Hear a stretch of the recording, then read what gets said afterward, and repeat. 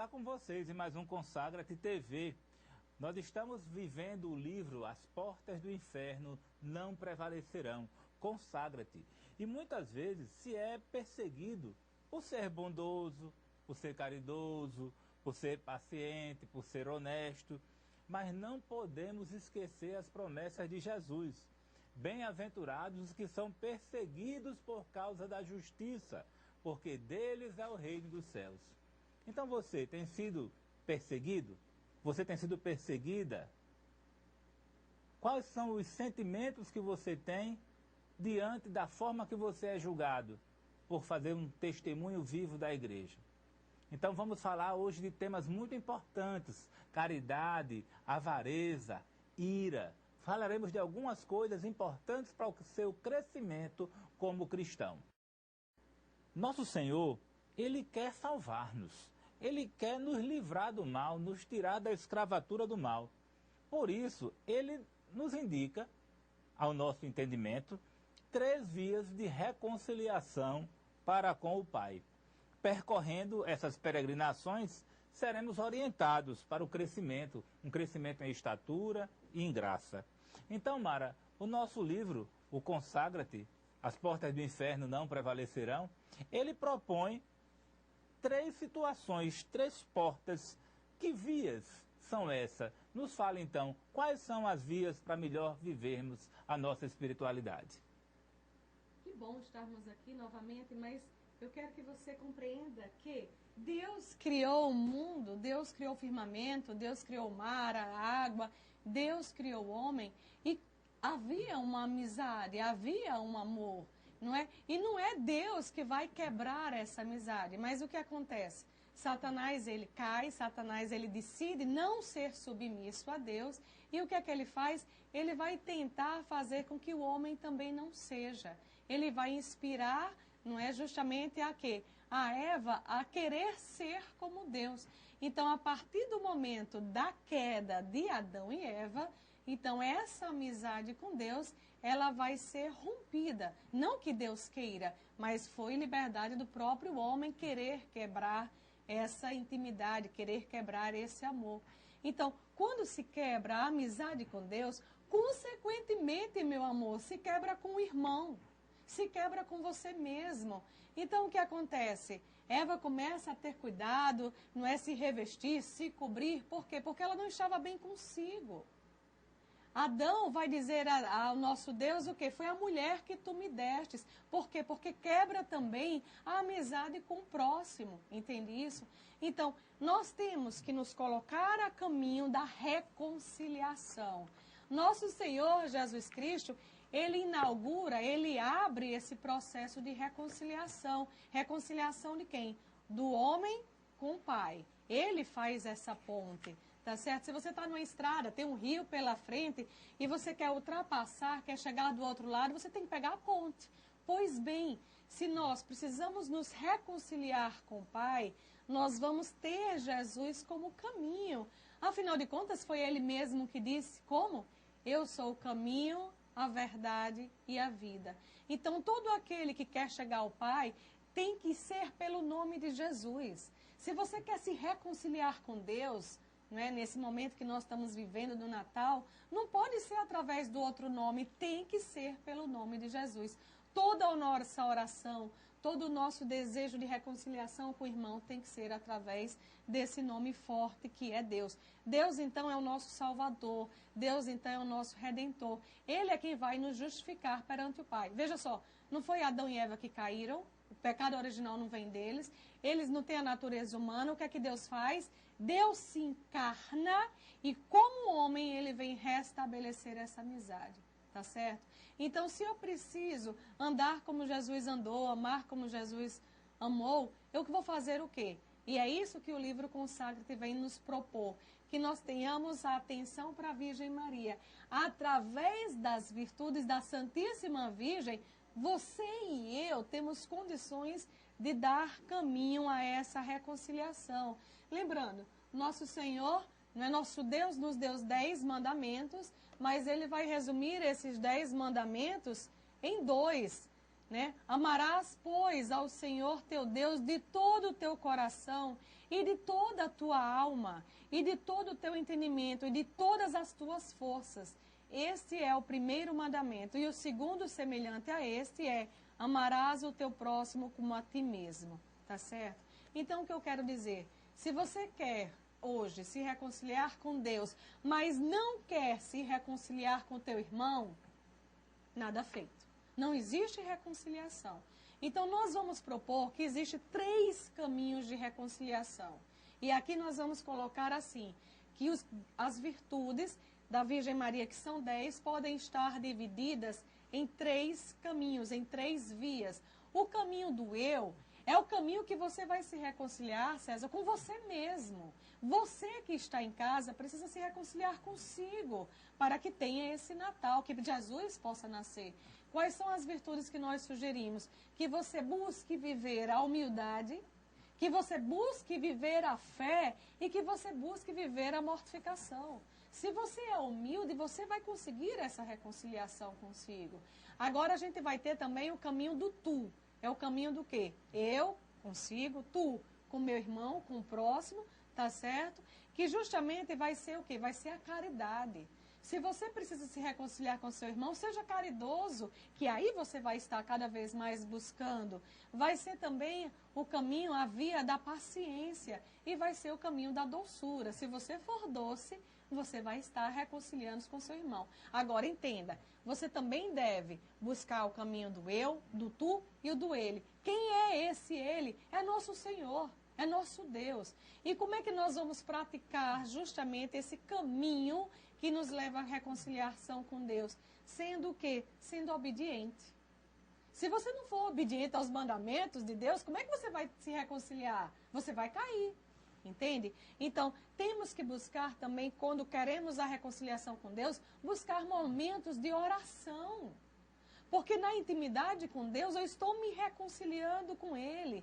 Eu devo buscar uma vida pautada na pureza. E eu devo buscar a sabedoria. A sabedoria do mundo, César, que nos leva para longe de Deus? Não, mas a própria sabedoria divina. E é esse, então, os caminhos, são essas as vias que nós podemos nos reconciliar com Deus. Você está entendendo isso? Durante esse programa todo, você vai cada vez mais ter subsídios para que possa vivenciar. Nesse mundo, o inimigo fica o tempo inteiro tentando te roubar, né? Roubar de Deus você para ele. Para levar para o céu? Lógico que não, para levar para o inferno. Tá certo? Então, ele quer roubar as tuas virtudes. Ele quer te devorar, meu irmão. Tenha certeza disso, tenha convicção disso. Então, qual o desvio, César, que o inimigo de Deus sugere para que não exercemos justamente a ardente caridade? Para não exercer a caridade, temos que viver algo contrário à caridade. Então, os padres do deserto, eles propõem mostrar que a avareza é aquilo que se opõe a viver a caridade.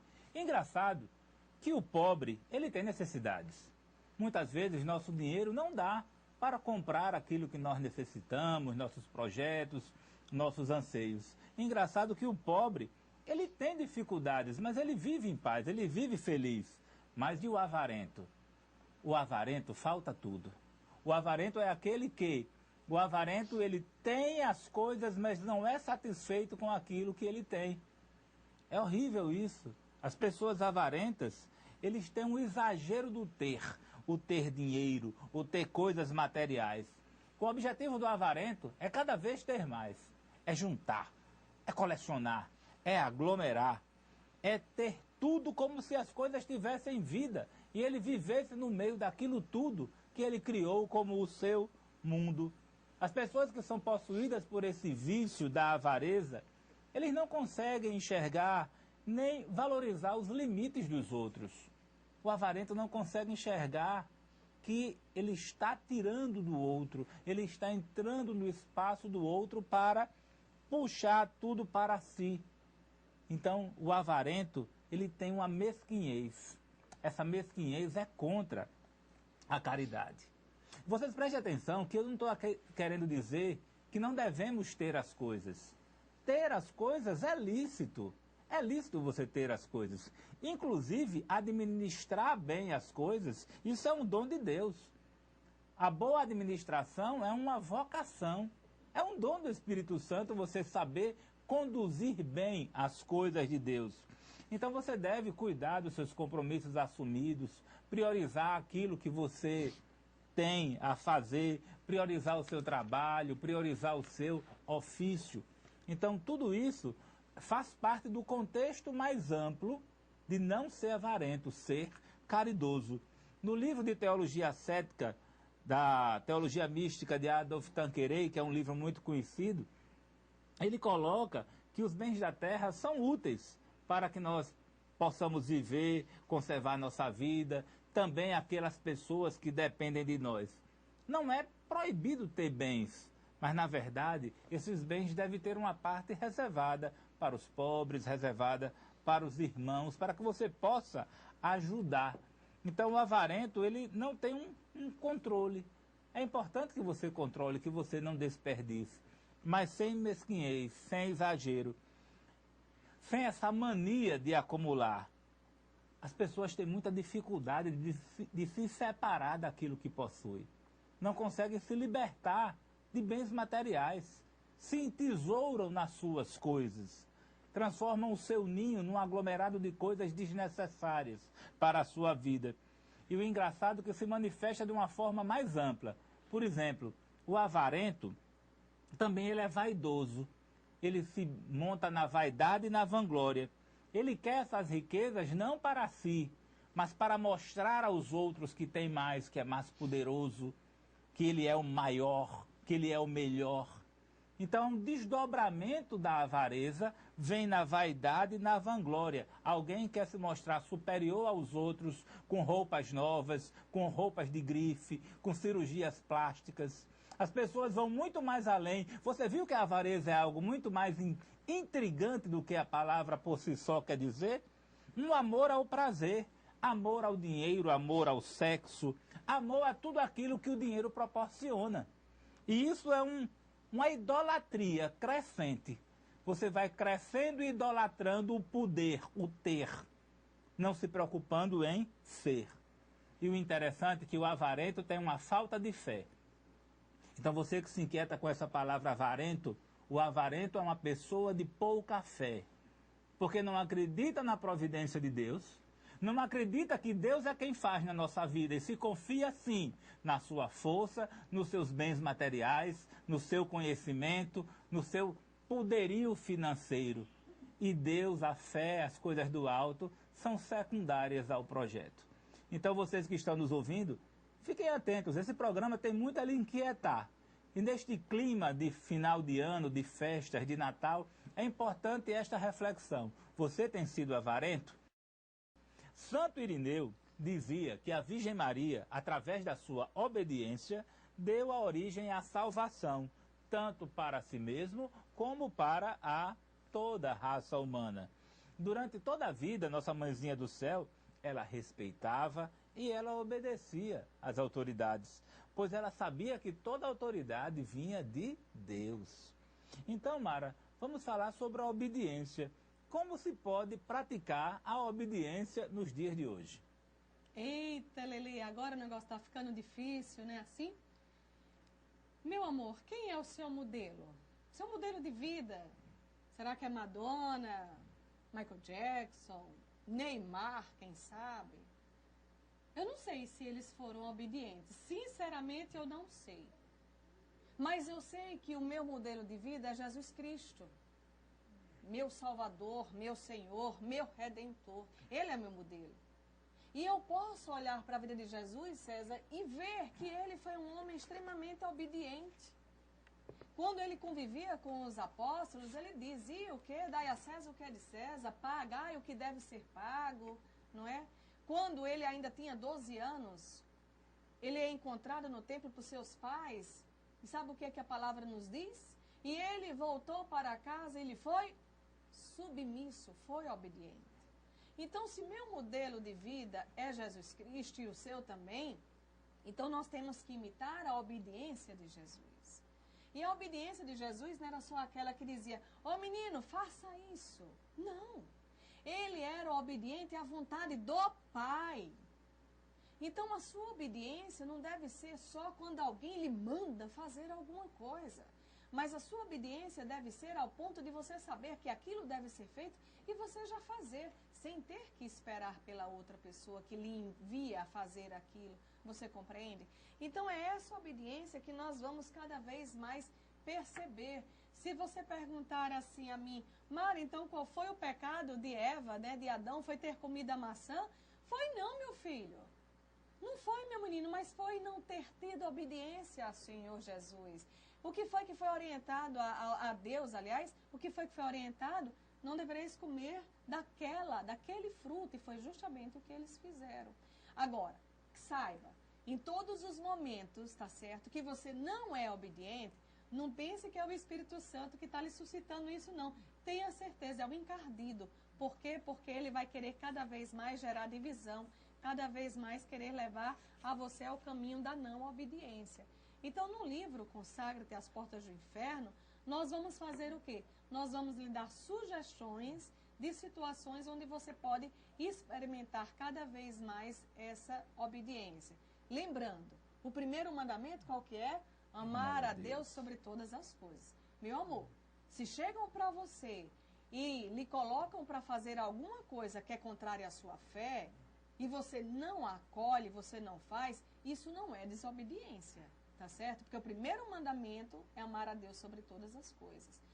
Senão não existiria mártires. Os mártires não teriam sido o quê? Proclamados santos. Por quê? Porque se eles tivessem sido desobedientes, eles não teriam suas virtudes em grau heróico. Então, a obediência é sim amar a Deus sobre todas as coisas. Então você sempre se coloque nessa situação. O que lhe mandam fazer é contrário à vontade de Deus, tá certo? Mas veja só, você, para fazer um exame de se você está sendo obediente, você é ágil? Por exemplo, quando lhe colocam para fazer alguma coisa, você tem agilidade, você tem disposição em resolver aquilo? Ou você fica embrumando? Ah, mais tarde eu vou, deixa para amanhã. Isso são reflexões que a gente coloca aqui no livro, que a gente vai chamar aqui, isso é um teste, justamente para que você possa avaliar o seu grau de obediência. Me fala aí, você é uma pessoa batalhadora, você corre atrás daquilo que deve ser feito? Às vezes até existe alguma dificuldade, existe até algumas barreiras para alcançar aquilo. Mas você se coloca à disposição para fazer? Você batalha por aquilo que você deve fazer, aquilo que lhe colocam? Deixa eu te perguntar mais, você é uma pessoa caprichosa? Veja só, porque a obediência, meu amor, não é simplesmente fazer, não é simplesmente executar. É fazer bem feito. Não é de qualquer forma, não é de qualquer modo, não é que se lixe. Não. É fazer algo que procure ser duradouro. E isso você vai se vendo cada vez mais se você é uma pessoa obediente. Como é que você é? Você é arrogante? Você se acha presunçoso? Você se acha que é melhor do que todos? Porque essa é uma grande dificuldade para as pessoas que buscam viver a obediência. Quando você se acha que é melhor do que todo mundo, você não quer obedecer. Então você tem que cada vez mais buscar isso. Você é uma pessoa compreensiva? Ou quando, digamos, alguém lhe dá uma ordem, você faz assim, não vou executar isso não, porque eu acho. Tente compreender o seu superior. Se você buscar compreender o superior, você vai conseguir cada vez mais ter obediência. Uma obediência de entendimento. De entendimento, obediência de vontade, tá certo? Então, busque ser comprometido. Você tem um projeto, seja comprometido com o seu projeto. E, acima de tudo, seja uma pessoa disciplinada. Se você deve fazer isso pela parte da manhã, faça. Por quê? Porque senão vai ser muito mais tarde, depois você conseguir cumprir aquilo tudo. Mas, César, Nossa Senhora é a mãe da doçura. Nossa Senhora, ela é doce. Ela foi obediente, mas ela sabe cada vez mais nos cativar com a doçura. Mas, ao contrário da doçura, qual o desvio que Satanás nos propõe? O desvio da doçura seria o contrário da doçura. O contrário da doçura é a ira. A ira é algo que muitos ainda não pararam para entender que o sentimento é esse. A ira é um sentimento que está ligado à indignação, a rancor, à fúria, à cólera, a ódio, vingança a uma pessoa, a um grupo de pessoas, a uma situação. A ira, a princípio, é um sentimento extremamente negativo. São Jerônimo, ele nos diz que a ira é a porta pela qual todos os outros vícios entram na alma. Afinal de contas, quando você está irado, precipita ressentimentos, blasfêmias, murmurações, detrações, injustiça, escândalos e outras formas de iniquidades. Então, Santo Agostinho coloca que o ódio nada mais é do que uma raiva perseverante. O ódio é uma raiva perseverante. Mas e aí? Preste atenção. A ira é lícito? A ira vem de Deus? É engraçado que Jesus é o príncipe da paz. Ele veio trazer a paz. Mas até onde a ira vem de Deus? É engraçado que só existe um ódio que Deus permite. Deus permite que exista um ódio. É um ódio entre os filhos de Deus, os filhos da mulher, contra os seguidores de Satanás, contra o pecado. Este ódio contra o pecado, ele deve existir e deve até aumentar. E esse ódio vem de Deus. Veja só, vamos lembrar lá do livro do Gênesis. O próprio Deus fala: porém ódio entre ti e a mulher, entre a tua descendência e a dela. Ela te ferirá a cabeça, e tu armarás ciladas contra o seu calcanhar. Mas o próprio Deus, ele é bem claro, ele diz: porém ódio. Ele que pôs esse ódio em nós. É lícito ter ódio. Ódio contra as coisas do inimigo, ódio contra o pecado. Não me venha com romantismo de, meu pecado de estimação. Não, meu pecado de estimação, não. Meu pecado que eu tenho que me libertar. Chega de carinho com o pecado. Uma jovem uma vez chegou para mim e disse: é porque Dedé me persegue. Aí eu disse: Dedé lhe persegue? Dedé, quem é Dedé? Dedé, o demônio. Demônio a gente fala com ira. O demônio me persegue. O demônio quem lhe persegue, como um leão que ruge querendo lhe pegar. Então vamos estar atentos que esta ira contra o pecado não é ira, isso é zelo. O zelo por tua casa me consome, o zelo por essa igreja me consome. É isso que deve lhe mover. Portanto, a ira não é só permitido, a ira muitas vezes é um dever de cristão para com a igreja. E o engraçado, viu? O próprio Jesus, quando os mercadores estavam fazendo do seu templo lugar de comércio, ele teceu um chicote e com esse chicote ele expulsou todos do templo. Mas Jesus estava com ira? Não, a ira é um sentimento que o levou a tomar uma postura. Agora, este sentimento, ele tem que ser usado com prudência, com sabedoria, com entendimento, com temor de Deus, com esperança de mudanças. O sentimento de ira do cristão para com as coisas do Pai, ele vem cheio do Espírito Santo. O Espírito Santo que nos conduz para termos o limite do zelo por esta igreja, do zelo pelos projetos de Deus e desta luta contra Satanás. Então, é um vício capital, é um desejo violento de castigar o próximo. Mas que você estiver vendo isso aos olhos de Deus, você terá sabedoria. Uma ira pode ser rápida, pode ser breve, enquanto o ódio é uma ira duradoura. No princípio, essa ira pode ser um simples movimento, uma amuação, uma impaciência, uma inquietação, mas essa ira pode ser progressiva. A pessoa pode perder a disciplina, se embriagar, causar vexames. Essa ira pode levar alguém até a maltratar outra. E essa ira pode também levar alguém que esteja obcecado pela ira até a matar. Então, a vingança. Então, o primeiro remédio contra a ira é o perdão. Não importa aquilo que foi feito, o que importa é que merece ser perdoado, desde que o fiel esteja arrependido. Procure entender os sentimentos dos outros. Afinal de contas, você não pode dominar a tudo, dominar a todos e tudo ser do seu jeito. Não adianta querer firar com tudo.